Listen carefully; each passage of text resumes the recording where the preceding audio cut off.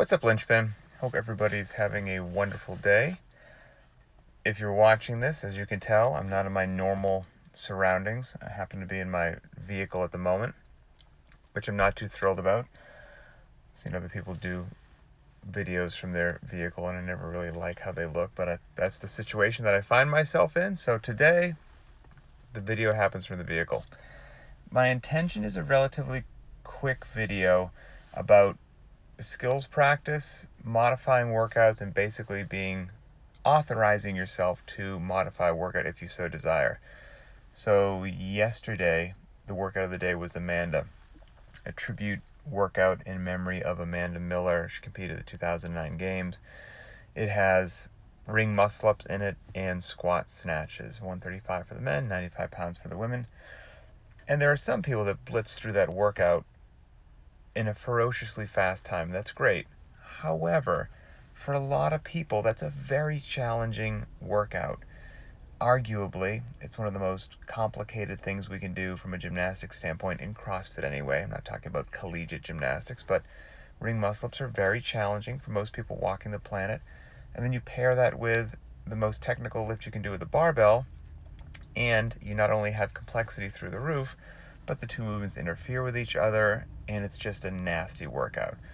So if you can do it as is, great. But I saw somebody post that they did Amanda, but they were a little bummed out or a little depressed because it was a really hard workout for them.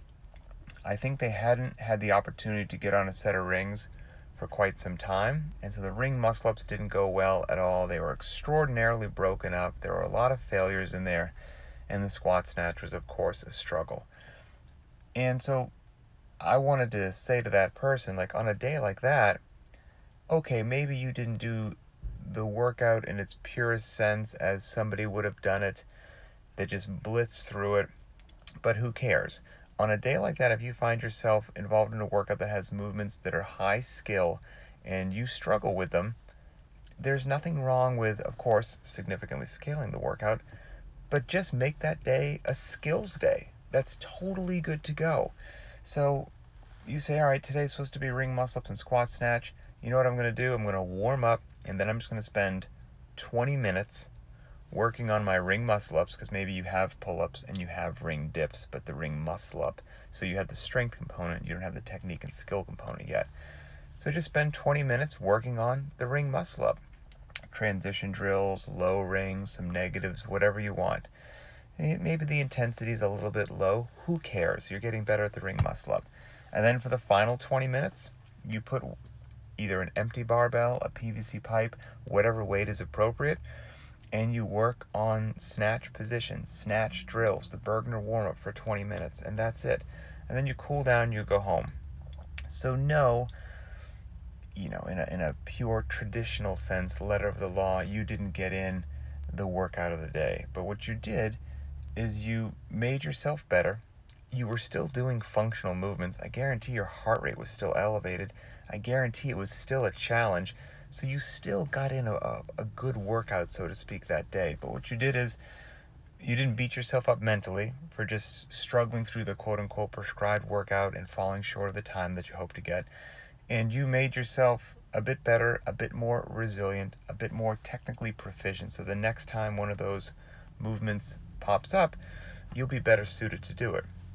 And I think some people, this is just my gut feeling, don't do that because a lot of human beings have that, I don't know what it is, but if they see it written down, whether it's the warm-up, the workout, the accessory work, whatever it is, they feel like they have to follow exactly what is written to the letter of the law and not deviate in any way, shape, or form. And if they deviate, the day didn't go how it was supposed to, and it wasn't a good day. And it's this all or nothing mentality. And the all or nothing mentality I don't think works for most, and I don't think it's sustainable in the long run for most. So that's why, at least at Linchpin anyway, I'm a big advocate of not only getting fit and having fun, but the educational piece as well. If you understand why we're doing a particular workout that day, if you understand why that loading or that rep scheme or that movement pairing occurred, then if you do have to change it, tweak it, modify it, you'll be able to do so and still keep in the general confines of what was trying to be accomplished that day. And you might do something that wasn't perfectly written down on paper, but that won't matter because there's billions of people walking the planet, and so you could give out 400 options for any workout, and there will still be masses of people that would benefit from a slightly different option. So that's why it all comes back down to education, understanding the workout, understanding scaling, understanding where you are in your progression of an athlete, and what will be the most beneficial thing for you to do on that day, given the workout of the day, and given what you can or cannot currently do in a safe, competent manner. And so if Amanda can be executed, knock it out. But if Amanda isn't the best fit, then you will have the knowledge to do just what you need to do, and life will be great.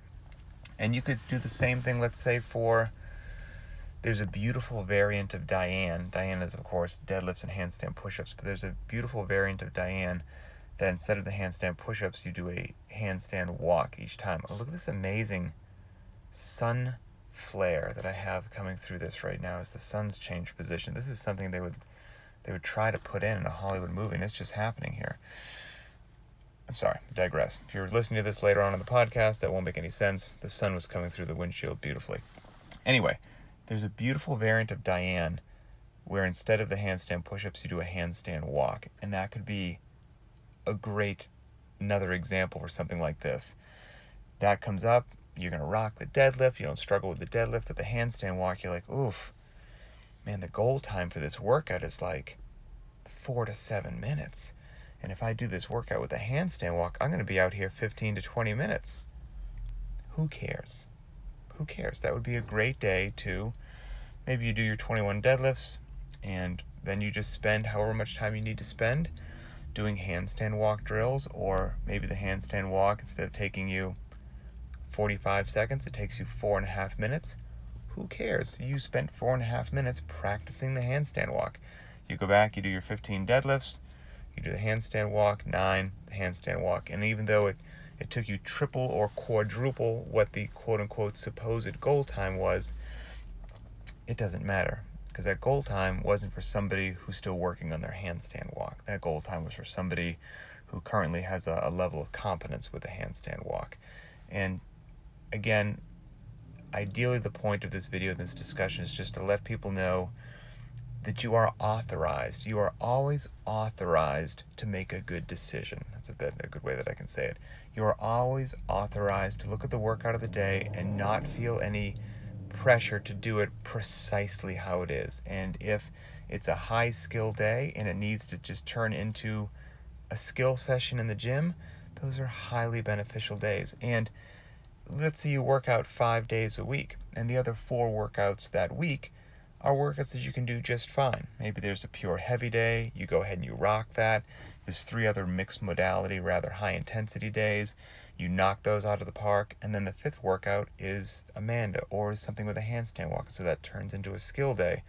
Well, that means you still did 4 out of the 5 workouts that day, relatively as prescribed, and with a nice dose of intensity, and you had 1 skill session. That's only 1 out of 5. That's only 20% of the time.